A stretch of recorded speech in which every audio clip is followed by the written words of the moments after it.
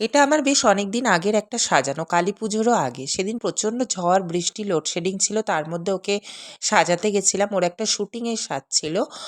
তো এর আগেও ওকে আমি অনেকবার সাজিয়েছি, কিন্তু এবারের লুকটা একদম ডিফারেন্ট, একদম আলাদা রকম ছিল।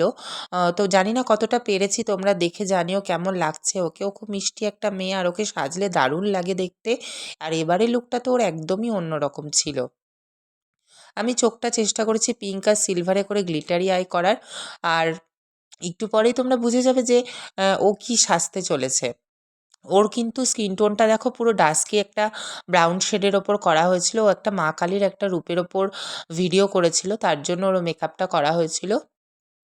তো ওকে পুরো, ওর যেহেতু যথেষ্ট ফর্সা বা ফেয়ার কমপ্লেক্স, তো ওর জন্য ওর হাতে এবং পায়ে যেটুকু ছিল মানে এক্সপোজ এরিয়াগুলো দেখা যাচ্ছিল, যে এরিয়াগুলো, সেগুলোকেও আমরা ব্রাউন করেছিলাম।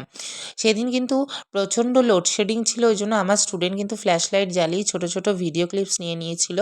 ওভারঅল তোমাদের দেখে নিও যে ওকে সাজার পর কেমন লাগছে। আমার তো ভীষণ মিষ্টি লেগেছে, একটা ছোট্ট বাচ্চা কালী ঠাকুর মনে হচ্ছিল ওকে।